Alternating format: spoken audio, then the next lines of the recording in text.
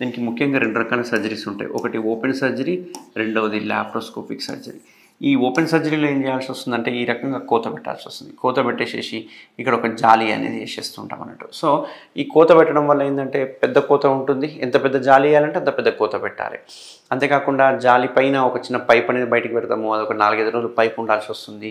Plus daily dressing చేసుకోవాలి, పథ్యం ఉండాలి, and ఎటువంటి వర్క్ చేయడానికి లేదు, ఖచ్చితంగా బెడ్ రెస్ట్ ఉండాల్సి వస్తుంది, సూచర్ రిమూవల్ వరకు. ఇవన్నీ కాంప్లికేషన్స్ ఉన్నాయి.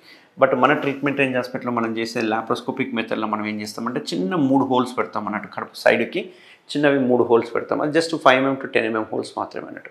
ఆ హోల్స్ ద్వారానే మనం సర్జరీ అనేది కంప్లీట్ చేస్తాం అన్నట్టు. అయితే ఓపెన్ సర్జరీలో చూసుకుంటే మెష్ ఏదైతే వేస్తామో చర్మం కింద వేస్తాం, కండ దగ్గర వేస్తుంటాం అన్నట్టు. బట్ లాప్రోస్కోపిక్లో వేసే మెష్ ఏదైతే ఉందో లోపల వైపు వేస్తాం. కాబట్టి ఇక్కడ మనం ఎంత పెద్ద మెష్ అని వేయవచ్చు. ఇప్పుడు అదే ఓపెన్ సర్జరీలు అనుకోండి, మెష్ ఎక్కువ వేయాలంటే ఎక్కువ కోత పెట్టాలి, ఎక్కువ తవ్వాలి. బట్ లాప్రోస్కోపిక్లో ఆ చిన్న హోల్ నుంచే మనం ఎంత పెద్ద మెష్ కావాలంటే అంత పెద్ద మెష్ చేసుకోవచ్చు అన్నట్టు. దీనివల్ల ఏంటి అంటే మనకు ఎక్కడైతే డిఫెక్ట్ ఉందో ఆ డిఫెక్ట్ ఇంకెక్కడైనా ఉన్నాయా అనేది గమనించుకోవడానికి పాసిబుల్ ఉంటుంది. ఆ డిఫెక్ట్ చూసుకొని పెద్ద మెష్ చేసుకోవడానికి పాసిబుల్ అవుతుంది, ఎటువంటి కోత కొట్లు లేకుండా.